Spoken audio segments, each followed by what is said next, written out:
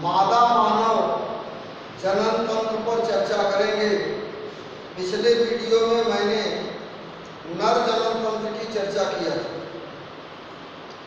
मादा मानव अर्थात स्त्री, जैसा कि मैंने बताया था कि लैंगिक द्विरूपता में पुरुष और स्त्री को आसानी से उनके बाह्य अंगों की सहायता से पहचाना जा सकता है। तो मादा मानव में एक जोड़ी अंडाशय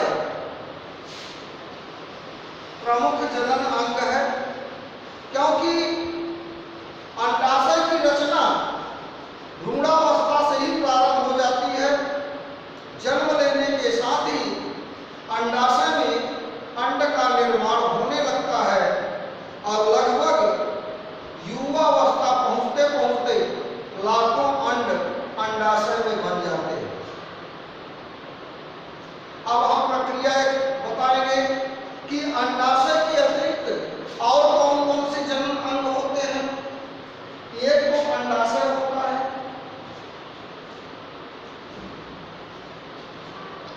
एक गर्भाशय होता है, एक फैलोपियन नलिका होती है,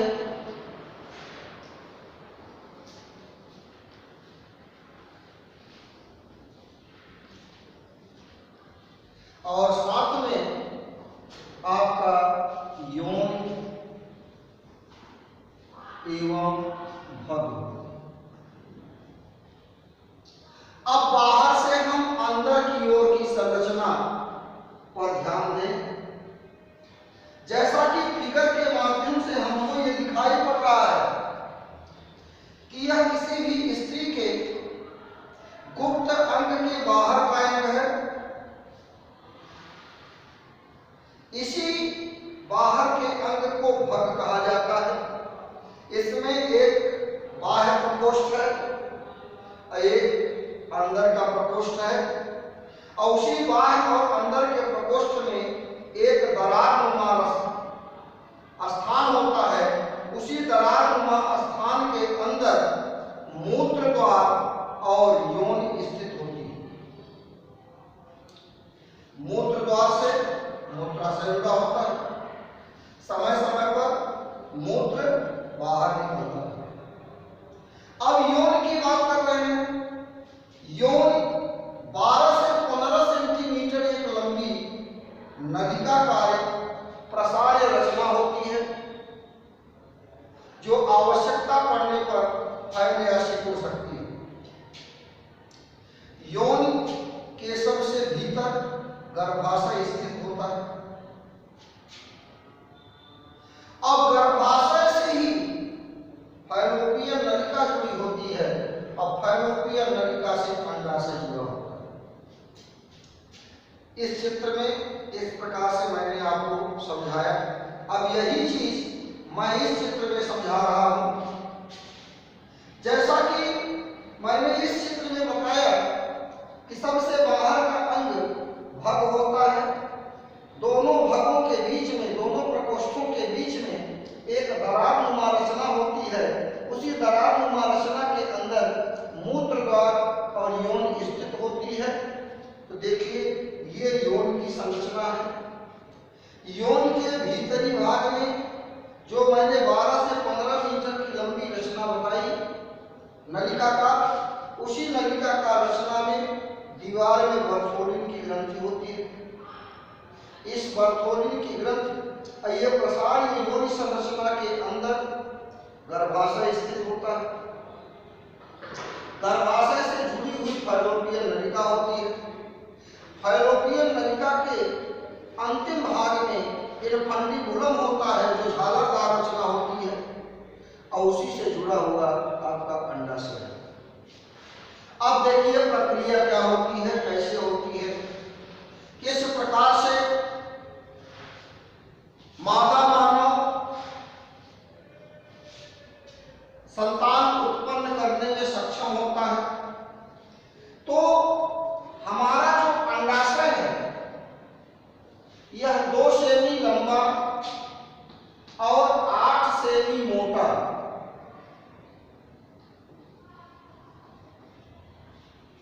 अंग होता है, 2 सेमी लंबा और 8 सेमी मोटा अंग होता है। इसी में अंड का निर्माण होता है। हर 28 दिन में अंडाशय की दीवार टूट जाती है और एक परिपक्व अंड बाहर निकलता है और झालरदार इन्फंटी मूलक द्वारा उसे अवशोषित करके फैलोपियन नलिका में पहुंचा दिया जाता है। फैलोपियन नलिका में वह अंड स्थित होता है। आगे की प्रक्रिया क्या होती है? जब पुरुष स्त्री मैथुन क्रिया करते हैं तो मैथुन क्रिया करने के पश्चात योनि मार्ग से शुक्राणु प्रवेश करते हैं और प्रवेश करके यही शुक्राणु फैलोपियन नलिका में पहुंच जाते हैं जहां पे अंड उपस्थित है। अब इधर से अंडाशय से आया हुआ अंड और इधर से गया हुआ शुक्राणु दोनों आपस में मिल करके युग्मनज बनाते हैं और वही युग्मनज भ्रूण के रूप में आकर के गर्भाशय में स्थित हो जाता है और इस प्रकार से किसी भी स्त्री का गर्भ धारण करना करते हैं। सारी संरचना के बाद हम एक बार पहले भी बता चुके हैं, आज पुनः बताएंगे। क्योंकि स्त्रियों में 3 हार्मोन स्रावित होते हैं। एक हार्मोन जिसे एस्ट्रोजन कहते हैं,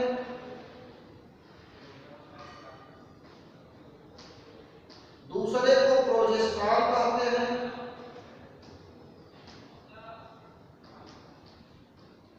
और तीसरे को रिलैक्सिन कहते हैं।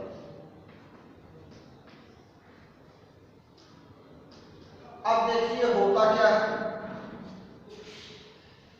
जब ये तीनों हार्मोन समयानुसार अंडाशय में स्रावित होंगे, सर्वप्रथम एस्ट्रोजन नामक हार्मोन जब अंडाशय में स्रावित होता है तब स्त्री में एक लैंगिक दुरूपता के लक्षण उत्पन्न होते हैं। लैंगिक दुरूपता के लक्षण माने वह बालिका से किशोरी की अवस्था में पहुंचती है, उसके स्तनों में वृद्धि होने लगती है, उसके नीचे और बगल में बाल आ जाते हैं, उनका कमर भाग चौड़ा हो जाता है और उनके अंदर मासिक धर्म का स्राव होना प्रारंभ हो जाता है। मासिक धर्म स्राव हर 28 दिन पर होता है और उसी मासिक धर्म के स्राव की प्रक्रिया में जो रक्त निकलता है, जो गंदा पदार्थ निकलता है, वह उसका कारण यह है कि 28 दिन में जब यही अंडाशय की दीवार टूटती है तो यहाँ पे जो धमनियां या शिराएं हैं वो क्षतिग्रस्त होती है और क्षतिग्रस्त होने के बाद रक्त निकलने लगता है। वही रक्त कुछ गंदगी के साथ में मिल करके योनि मार्ग से बाहर निकलता है, जिसे रजोधर्म या मासिक धर्म कहा जाता है। उसी टूटने की प्रक्रिया में अंड बाहर निकल करके फैलोपियन नलिका में प्रवेश करता है। ये प्रक्रिया कब होती है? जब एस्ट्रोजन नामक हार्मोन का स्रावन प्रारंभ होता है। एस्ट्रोजन नामक हार्मोन का स्रावन प्रायः 11 वर्ष 12 वर्ष की अवस्था में प्रारंभ हो जाता है। इसीलिए 11 वर्ष और 12 वर्ष की अवस्था में किसी भी बालिका को मासिक धर्म की प्रक्रिया प्रारंभ हो जाती है। अब शरीर के अंगों का इसी हार्मोन्स और अन्य हार्मोन्स की सहायता से परिपक्व होता है और वे मां बनने लायक बनती हैं। यह प्रक्रिया 18 वर्ष तक की अवस्था तक चलती है।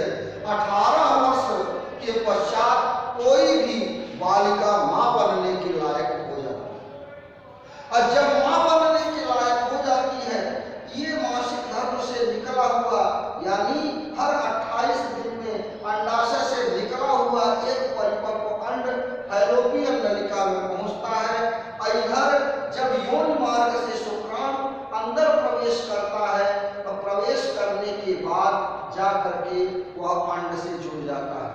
कोई एक शुक्राणु यहाँ से नहीं जाता। एक बार की मैथुन क्रिया में लाखों शुक्राणु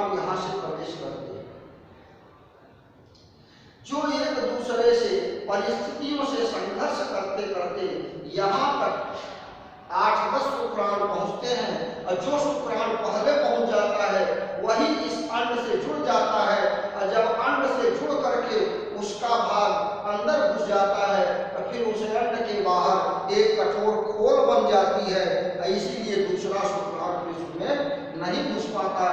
इस प्रकार से उसको उस अंड के अंदर घुसा हुआ शुक्राणु अंड में मिल करके युग्मनज में परिवर्तित हो जाता है द्विनिषेचन प्रक्रिया के द्वारा और बाद में यही अंड आकर के गर्भाशय में प्रतिस्थापित हो जाता है। जब गर्भाशय में प्रतिस्थापित हो जाता है तो प्रोजेस्टेरॉन नामक हार्मोन स्रावित होता है।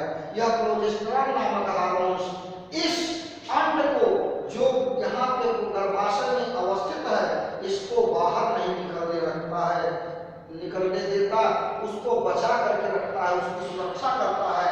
इस प्रकार से 9 महीने तक यह प्रोजेस्टेरॉन नामक हार्मोन स्रावित होकर के उस गर्भस्थ शिशु की रक्षा करता है। फिर जब 9 महीने पूरा हो जाते हैं इस हार्मोन का श्रावण बंद हो जाता है और तीसरा हार्मोन स्रावित होता है जिसे रिलैक्सिन कहते हैं। जब रिलैक्सिन का श्रावण होता है तो गर्भाशय में प्रसार का कार्य प्रारंभ हो जाता है, योनि में प्रसार का कार्य प्रारंभ हो जाता है। इस प्रकार से गर्भाशय और योनि का भाग ढीला हो जाता है और ढीला होने के पश्चात जो गर्भ के अंदर अवस्थित शिशु होता है वह बाहर निकल जाता है जिसे शिशु का जन्म होना। जब रिलैक्सिन नामक हार्मोन स्रावित होता है तो प्रसार का कार्य ही नहीं होता बल्कि स्तनों में दुग्ध का भी स्राव प्रारंभ हो जाता है, दुग्ध ग्रंथियां विकसित हो जाती हैं और साथ में उस शिशु को पान करने के लिए दुग्ध की व्यवस्था हो जाती है। तो आज मैंने आप लोगों को यह बताया कि किस प्रकार से जो मादा जनन अंग होता है और किस प्रकार से गर्भ का धारण होता है और किस प्रकार से शिशु का जन्म होता है, कौन कौन सी प्रक्रिया किस प्रकार से संपन्न होती है, मैंने आपको इस फिगर के माध्यम से आपको समझाया। अगले वीडियो में मैं मासिक धर्म की संपूर्ण 28 दिन की प्रक्रिया को आपको समझाऊंगा। कैसे मासिक धर्म 28 दिन में ही होता है, 30, 32, 35, 36 दिन में क्या नहीं होता, इस प्रक्रिया की चर्चा करेंगे।